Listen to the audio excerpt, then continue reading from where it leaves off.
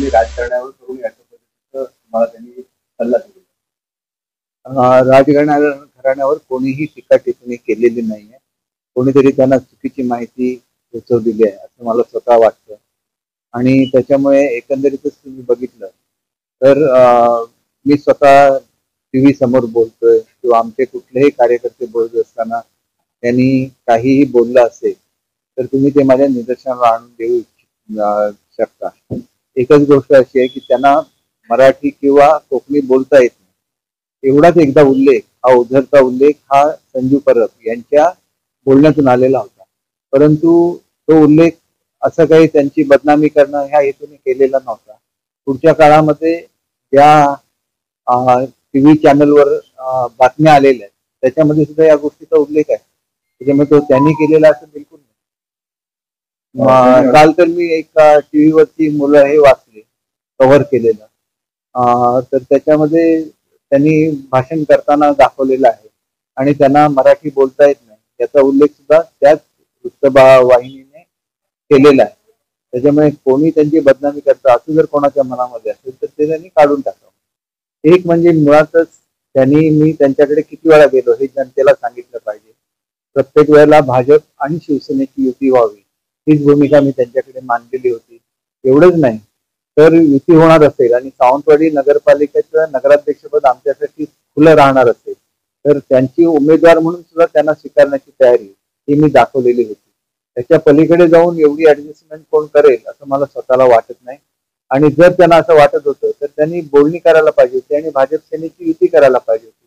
मग हा प्रश्नच उद्भवला नसता. मी स्वतः राजघराण्यातल्या राणी सरकारना भेटलोय, त्याच्यानंतर युवराजांना भेटलेलं आहे आणि त्यांना सांगितलेलं आहे की प्रसंगी भाजप शिवसेनेची युती करून सुद्धा मी तुमच्या युवराजनीना निश्चितपणे आमच्यामध्ये घेण्याची तयारी सुद्धा मी दाखवलेली होती. त्याच्यामुळे मुळातच युती केली नाही आणि आता असं बोलणं हे संयुक्तिक नाही एवढं मला वाटतं. आदर्श निर्माण करायचे तर त्यांनी सुद्धा युतीची तयारी दाखवावी. आम्ही आमचे 10 मागे घेऊ, त्यांनी आपले 10 मागे घ्यावे आणि नंतर ह्याचा विचार करता येईल. आज युती झालेली नाही आणि नुसताच माझा पाठिंबा मागणं हे एका अर्थाने मला बदनाम करण्यासारखं आहे. आपण सांगितलेली वस्तुस्थिती आहे. जसं मी राजघराण्याच्या बद्दल माझे अतिशय चांगले संबंध आहेत तसंच राजघराण्याला वेळोवेळी काही लागेल तरी मी नेहमी पुढे असतो आणि मला जर भेटायला असा फोन आला तर मी कधीच असं केलेलं नाही. मी स्वतः जातो, स्वतः बोलतो. एवढा मी मान राजकारणाचा नेहमी ठेवला आणि याच्या पुढे सुद्धा राजकारणाचा मान हा तसाच राहील याची त्यांनी खात्री बाळगावी. नाही, हे असं म्हणणं मुळातच चुकीचं आहे. कारण आम्ही अधिकृत पाठिंबा दिलेला नाहीये. ती शहर विकास आघाडी आहे आणि शहर विकास आघाडीमध्ये वेगवेगळ्या पक्षाची लोक असतात. पक्षाची कुठलीही अशी अधिकृत भूमिका घेतलेली नाहीये किंवा पक्षाने अधिकृतरित्या आपलं पॅनल उभं केलेलं नाहीये. तिथं पक्षविरहित पॅनल उभं केलं त्याच्यामध्ये काही लोक उभी राहिली असतील तर तो असं पॅनल होऊ नये याच्यासाठी त्यांनी जबाबदार कोण आहे याचा सुद्धा विचार याच्यामध्ये हा विचार झाला पाहिजे की याला जबाबदार कोण आहे. तुम्ही मुळातच युती करत नाही. कणकवलीमध्ये एकही जागा सोडली नाही. कणकवलीमध्ये आम्हाला बोलण्या करण्यापूर्वीच तुम्ही आपले पॅनल डिक्लेअर केलं, त्यांचा नारळ सुद्धा फोडला. म्हणजे शेवटी आपण डावलायचं आणि आपणच शहर विकास आघाडी केली असं म्हणायचं. शहर विकास आघाडी अगोदर झालेली नव्हती. मी अजूनही स्पष्ट सांगतो, आदरणीय राणे साहेबांची भूमिका होती की आम्ही युतीने लढवावं. मी त्या भूमिकेला संपूर्णपणे पाठिंबा दिलेला होता. मी स्वतः जाऊन नारायण राणे साहेबांची भेट घेतलेली होती. मी पालकमंत्र्यांना या संदर्भात 2 वेळा भेटलेलो आहे. पालकमंत्र्यांनी ज्यावेळेला अध्यक्ष आणि मनीष दळवी यांना पाठवलेलं होतं त्यावेळेला सावंत साहेब आणि मनीष दळवींची मी भेट घेतलेली होती. त्याच्यामुळे आमच्याकडून युती सुटली असं म्हणणं संपूर्णपणे चुकीचं आहे. युती ही व्हावी याच्यासाठी मी शेवटपर्यंत प्रयत्न केलेले आहे आणि माझी आज सुद्धा भूमिका आहे की अजूनही पंचायत समिती जिल्हा परिषदेच्या निवडणुका व्हायच्या आहेत, त्याच्यामध्ये सुद्धा युती करावी. आम्ही कुठल्याही तऱ्हेच्या अटी न ठेवता या युतीला मान्यता देऊ आणि आता सुद्धा त्यांना जर युती करायची असेल तर माझ्या प्रत्येक कॅन्डिडेटला तुम्ही विचारू शकता की त्यांना मी सांगितलेलं होतं की जर युती झाले तर कोणाकोणाला माघार घ्यायला लागेल. एवढंच स्पष्ट आम्ही असताना आपण युती सोडायची आणि आमच्याबद्दल काहीतरी बोलायचं हे चुकीचं आहे. मला वाटतं की राज्याच्या दृष्टीने सुद्धा हे अहितकारक आहे. सुद्धा मुख्यमंत्री महोदयांनी कबूल केलेलं होतं की युती करून लढायचं आहे आणि असं असताना स्थानिक पातळीवर ही युती तोडली गेली. त्यांनी आमच्या पक्षातून आपली उमेदवारी जाहीर करायला पाहिजे होती, तर आम्ही त्यांना सुद्धा स्वीकारण्याची तयारी दाखवलेली होती. तर आताच्या या क्षणाला जर मग त्यांनी- एवढी वेळेला मी तयारी दाखवतो, त्याला आम्ही त्यांच्या विरुद्ध वाईट का बोलू? शेवटी त्यावेळेला त्या विरोधी पक्षाच्या म्हणून उभ्या राहिल्या, म्हणजे आमच्यात युती नाहीये म्हणून आमच्या विरोधात उभं राहिलं, तर आम्हाला सुद्धा आमचा उमेदवार उभा केलाच पाहिजे, त्याला मतदान केलं पाहिजे. आमचा उमेदवार सुद्धा शिकलेला आहे. आम्ही सुद्धा असं म्हणू शकतो की आमच्या उमेदवाराला तुम्ही पाठिंबा द्या आणि तुम्ही आपण युती करूया. आज सुद्धा त्यांनी आमच्या उमेदवाराला पाठिंबा द्यावा आणि आज सुद्धा युती करावी. आमचे सुद्धा ऍडव्होकेट आहेत, बार असोसिएशनचे अध्यक्ष आहेत, अत्यंत बोलण्यामध्ये त्या हुशार आहेत.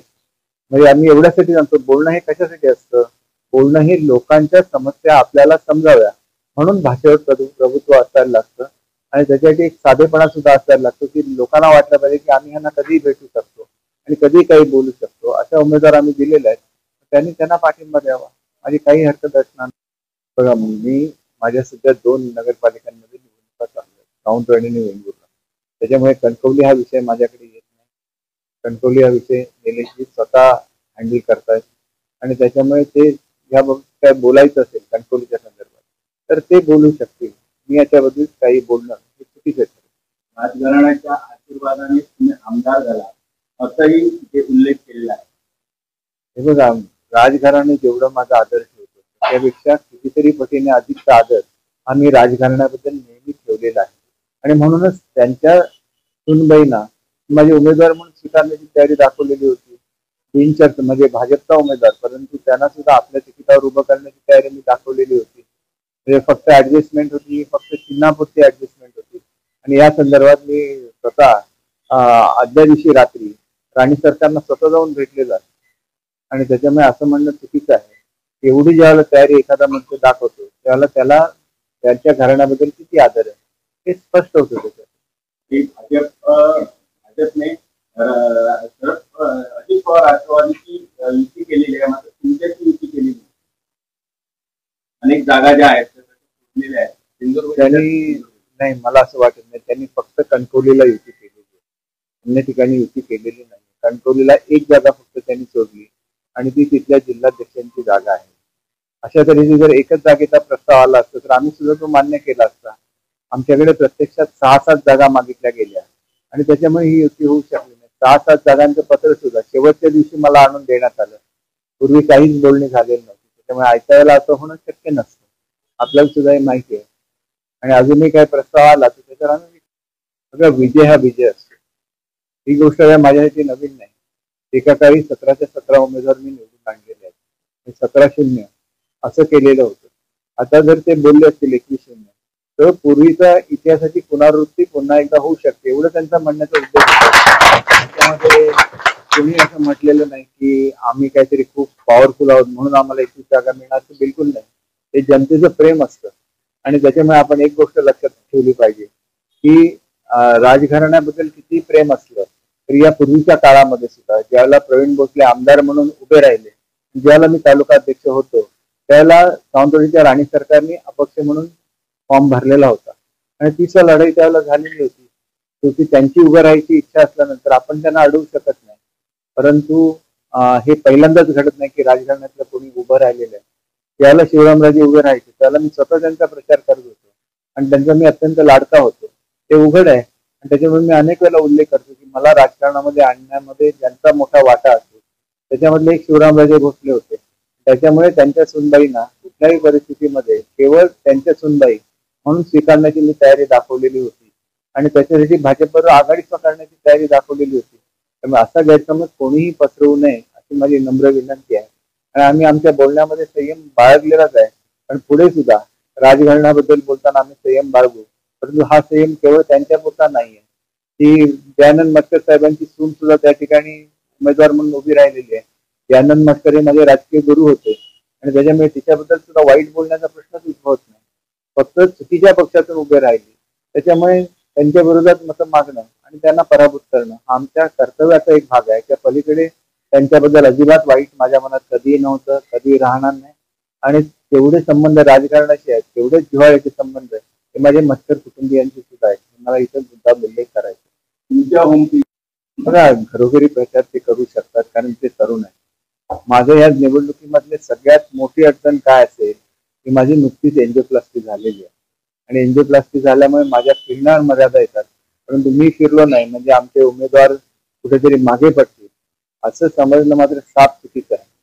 माझे घरोघरी संबंध आहे आणि मी मनापासून आव्हान आजच्या लोकांना करतो की मी जरी फिरू शकलो नाही तरी मी त्या दिवशी लक्ष्मीपूजनच्या दिवशी आलो होतो, माझी तब्येत बरी नव्हती तरी पण जवळजवळ अनेक दुकानांमध्ये मी गेलो. लोकच म्हणायला लागले की तुम्ही एवढे आजारी असताना फिरू नका. हे ज्या लोक बोलतात त्याला त्यांचं प्रेम त्याच्यामधून दिसतं. तरी मग मी फिरू शकलो नाही म्हणजे आमच्या कॅन्डिडेटना काय होईल अशा भ्रमात कोणी राहू नये. आमचे सगळे कॅन्डिडेट सगळेच्या सगळे निवडून येणार. आणि एक गोष्ट लक्षात घेतली पाहिजे की राणे सरकार कदाचित त्यांना मराठी बोलत येत नाही म्हणून त्यांनी कमी बोलले असतील, परंतु इतर लोक काय बोलत होते याचा अभ्यास नितीशजींनी केला पाहिजे. त्या लोकांचा सावंतवाडीशी कधीही संबंध नाही. त्यांच्यावर लँड माफियाचे आरोप आहेत, त्यांच्याबद्दल इलेक्शनच्या पिरियडमध्ये नारायण राणे साहेबांनी स्वतः ड्रग माफियाचा उल्लेख केला, त्याचं उत्तर सुद्धा अजून जनतेला मिळालं नाही. अशी लोक जर बॅकडोरने एंट्री करणार असतील तर ते चुकीचं आहे. मग या संदर्भात पालकमंत्री का बोलले नाही हा प्रश्न आहे. त्या दिवशी ते काय बोलल्या याचा सुद्धा विचार झाला पाहिजे. आणि मग ते बोलत असताना त्यांनी माझ्या नावाचा सुद्धा उल्लेख केला. या लोकांना माझं नाव घेण्याचा कोणी अधिकार दिला? आणि मुळात ते उमेदवार नाही, उमेदवार नसलेली लोक अशी बोलतात हे अतिशय चुकीचं आहे. आणि त्याच्यामुळे मला असं वाटतं की अशा ज्या वेळेला अपप्रवृत्ती त्या सावंतवाडी तालुक्यातल्या नाही आहे, सावंतवाडी शहरातल्या तर नाहीच आहेत पण सावंतवाडी तालुक्यातल्याच नाही. त्यांनी सावंतवाडी तालुक्यामध्ये येऊन निवडणुका लढवल्या. अशी लोक बॅकडोर एंट्री करून नगरपालिकेत येण्याचा प्रयत्न करतायत. त्यांच्यापासून लोकांनी सावध राहिलं पाहिजे आणि लोकांनी अशा प्रवृत्ती आपल्याकडे येणार नाही याची काळजी सुद्धा घेतली पाहिजे. नंतर या प्रवृत्तीत सावंतवाडीवर राज्य करतील. कारण तिथंच बोलताना ते बोलतात की त्यांच्या मराठीमध्ये बोलताना कुठेतरी अडचण निर्माण होते म्हणून या लोकांना बोलण्याचे अधिकार कोणी दिले त्यांच्या वतीने हे सुद्धा सावंतवाडीच्या जनतेच्या समोर स्पष्ट करण्यात आलं पाहिजे.